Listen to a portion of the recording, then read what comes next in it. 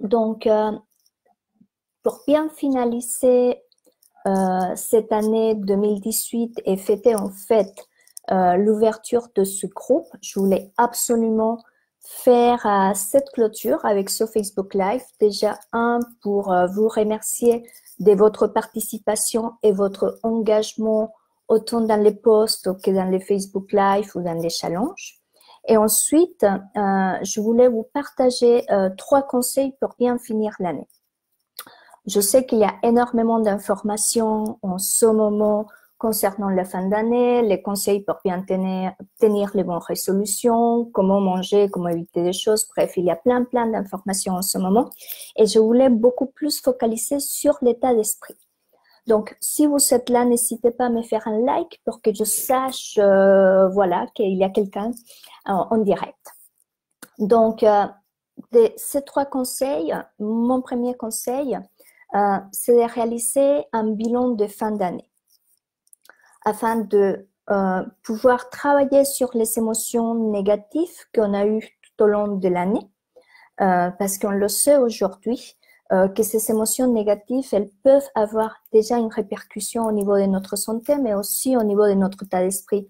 Donc, bonjour Marie-Christine. Donc, afin de bien finaliser l'année, autant de profiter pour faire le point et se libérer de ces émotions pour ne pas les porter pour l'année prochaine. Mais on ne va pas rester là en fait. Donc ça c'est vraiment l'importance de pouvoir réaliser un bilan de fin d'année. Et après, ce que ça va nous permettre, c'est de mieux poser les fondations pour la nouvelle année, donc pour 2019 dans ce cas-là. Donc, ce premier conseil, donc de faire le bilan et aussi préparer les intentions pour l'année prochaine, c'est en lien avec le défi gratuit que j'ai mis sur notre groupe. Donc, ce sont 9 jours qui sont répartis à peu près en 4 semaines. C'est 9 jours de rétrospection. Mais dans ces 9 jours, il y a en fait 6 jours qui sont dédiés à faire toute cette rétrospection de notre vie pendant l'année 2018. Et elle va nous permettre de faire le point, de faire le tri. Donc, ce sont les vidéos qui sont déjà sorties. Après, de nettoyer. Et c'est vraiment très important, comme je vous ai dit, par rapport aux émotions qu'on peut avoir. Et après, il y a toute la partie de cicatrisation émotionnelle. En fait, quand on a travaillé sur des émotions négatives ou sur des vécus un peu difficiles ou des situations qu'on a vraiment du mal à se détacher et qui nous pèsent toujours, il est important de cicatriser. Donc aujourd'hui, dans le groupe, on est dans le jour numéro 4, donc la cicatrisation émotionnelle. Et moi, j'ai créé cette méthode en fait avec en alliant l'écriture, les huiles essentielles et la méditation en pleine conscience. Donc là, il reste encore 2 jours pour finaliser la partie bilan. Donc si vous n'avez pas encore vu les vidéos, si vous n'avez pas encore commencé, vous pouvez toujours le faire. Soit vous réduisez les jours dans les 4 premiers jours, donc vous faites pas 3 ou 4, vous faites 1, soit vous le faites et donc vous l'élargissez jusqu'au mois de janvier. Après, donc, comme je vous ai dit, il y a la première étape, c'est 6 jours et donc on est dans le 4e jour dans le défi. Les 2 jours suivants, c'est par rapport à la prise de conscience et au fait de clôturer ce processus parce qu'en fait, on a ouvert un état des lieux, on a ouvert un bilan, on l'a travaillé et au moment qu'on l'a travaillé, qu'on a finalisé avec cela d'une façon un peu méthodique avec les huiles essentielles et la méditation, on va aussi clôturer. Clôturer pour bien finaliser, clôturer pour donner l'impression à notre tête, à notre cœur que voilà, j'en ai pris conscience, j'accueille toutes ces émotions, j'accueille tout ce vécu de l'année 2018. J'ai compris des choses ou parfois je n'ai pas compris des choses, ce n'est pas grave. Je l'accueille et j'avance. Et le fait de clôturer, ça nous permet de passer à la prochaine étape. Et vous allez voir les 3 dernières étapes sont beaucoup plus liées à la reconnexion de soi. Donc, après qu'on a travaillé sur les émotions, qu'on les a nettoyées, qu'on a fait tout ce qu'il fallait faire, qu'on a fermé le processus, on va se reconnecter à soi et à notre essence, à ce qu'on veut, pour regarder les choses d'une façon plus positive. Ensuite, on va travailler avec la gratitude. Parce que si on va clôturer une année et on a en effet travaillé sur ces émotions négatives, il est important aussi d'aller voir tout ce qui s'est passé de bon aussi dans notre année afin de pouvoir continuer cela, mais aussi profiter des échecs ou des moments difficiles pour améliorer les choses et apprendre de ces choses-là. Donc, ce moment de gratitude, c'est dire toutes les choses positives qu'on a fait de l'année afin de changer la note, changer l'attention qu'on met sur les choses, de passer de le négatif et on va focaliser plus sur le positif parce que ça va nous faire un petit tremplin pour aller travailler sur nos intentions de 2019. Et ça, c'est vraiment la dernière étape. Et vous allez voir dans les vidéos que vous allez recevoir.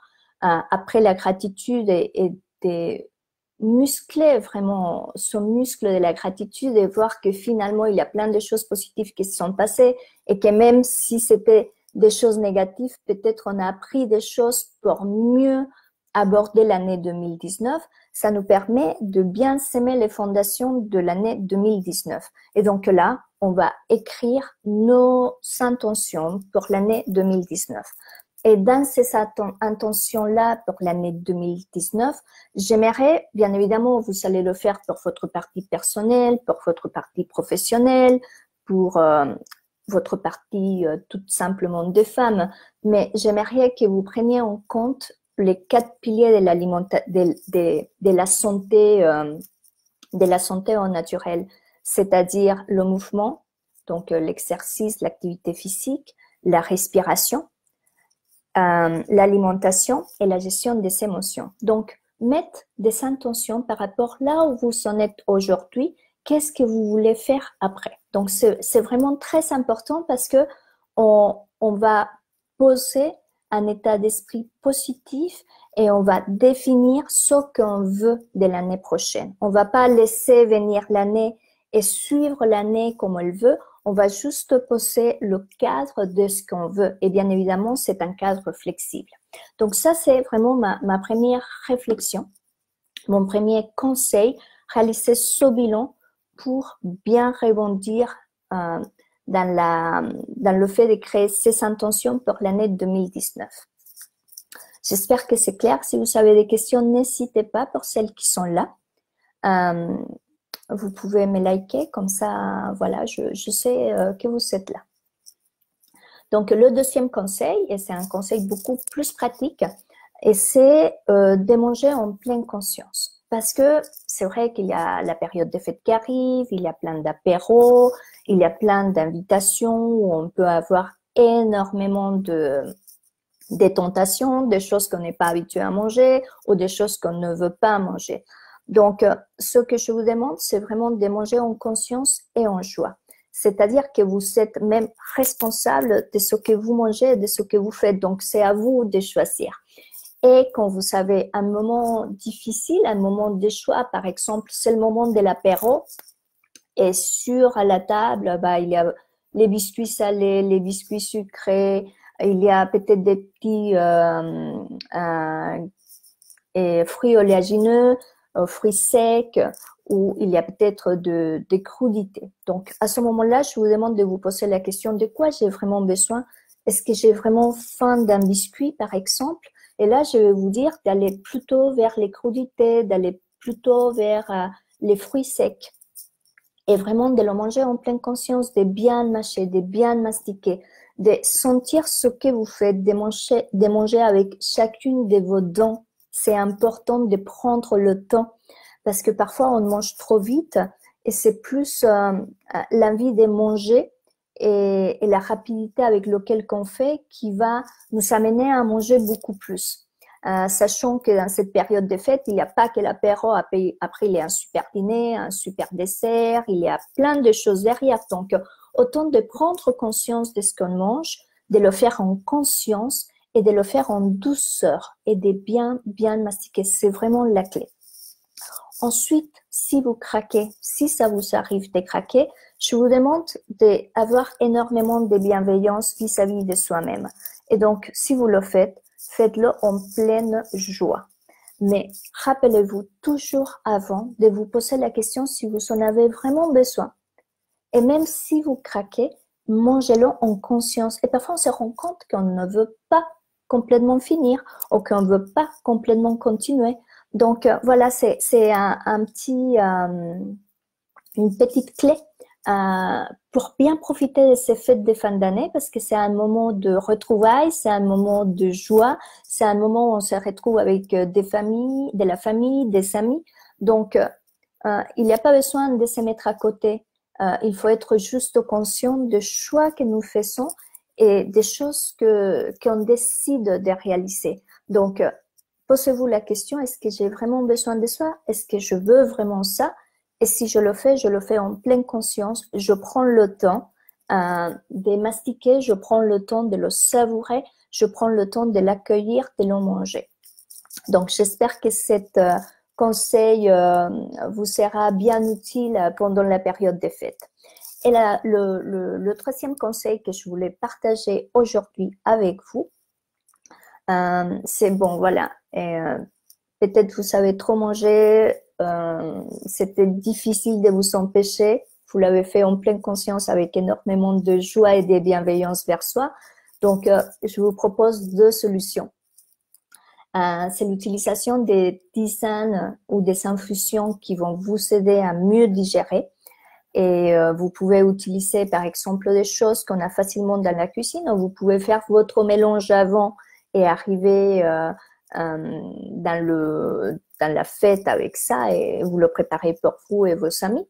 Ça peut être de la menthe fraîche, ça peut être de l'étoile d'anis, ça peut être du thym, ça peut être de la cannelle, vraiment toutes ces épices qui vont nous aider dans la digestion, qu'on trouve un peu partout dans notre cuisine.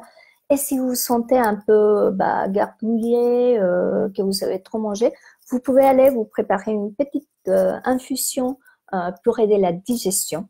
Donc, c'est vraiment un point clé où vous pouvez aussi en profiter avant de manger, de prendre une tisane digestive.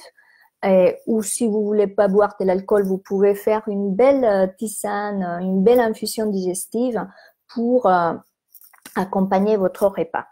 Et si c'est pas tout à fait passé, vous pouvez faire appel à une huile essentielle que je trouve magnifique pour tout ce qui est problème digestif. Et c'est l'huile essentielle de basilic tropical. Et cette huile essentielle, vous pouvez prendre une goutte, deux gouttes dans la paume de votre main. Vous pouvez mettre de l'huile végétale, celui que vous avez à la main, ou vous pouvez préparer en amont votre synergie. Et vous allez prendre ça et vous allez masser votre ventre dans le sens des aiguilles de montre. Vous pouvez aussi respirer afin de avoir l'action de l'huile essentielle au niveau olfactif et au niveau cutané. Donc, c'est un double effet. Donc, vous pouvez avoir ça comme solution. Donc, voilà les trois conseils que je voulais vous donner, que je voulais partager avec vous pour bien vivre, pour bien finaliser cette année. Donc, je vous le rappelle, le bilan de l'année avec tous les vidéos qui sont en ce moment avec le défi gratuit sur notre groupe. 2, manger en conscience. 3, les tisanes digestives et l'huile essentielle de basilic tropical. Donc, voilà. Et comme on parle de ces trois conseils, on parle des consciences, on parle des bilans. Je voulais vous faire part d'une offre que j'ai créée. En fait, je me suis rendu compte que quand on parle des bilans, bien évidemment, on parle des résolutions, les nouvelles résolutions pour l'année 2019. Et on a envie de changer des choses, on a envie de faire des choses. Et là, je vous propose de vous offrir ou d'offrir à quelqu'un que vous savez qui a envie de faire des changements un bon cadeau Aroma Coach. C'est un bon cadeau pour l'accompagnement Aroma Découverte. C'est vraiment le premier pas vers la vitalité. C'est un accompagnement de 2 mois où il y a 3 rendez-vous avec moi, un accès au portail et un test pour découvrir votre nature dominante. Donc, tout ça, ce sont des choses qui vont vous aider à tenir le cap de l'objectif que vous allez vous poser pour ce nouvelle année et vraiment devenir actrice de votre santé tout simplement en 2019. Vous fixez un objectif par rapport à votre alimentation, par rapport à l'activité physique, par rapport à votre respiration et la gestion des émotions. Donc, c'est vraiment un premier pas vers la vitalité, un premier pas vers la connaissance ou l'approfondissement de la connaissance de soi. Donc, je vous dis à très bientôt et j'espère que ces conseils pour bien finir l'année vont être d'une grande utilité. Et je vous dis à très bientôt l'année prochaine, en 2019. Merci Marie-Christine, joyeuse fête à toi aussi. Et à très bientôt. Et pour celles qui vont regarder le Facebook Live en différé, vous pouvez me poser des questions, je vais y répondre. Je vous dis à très bientôt.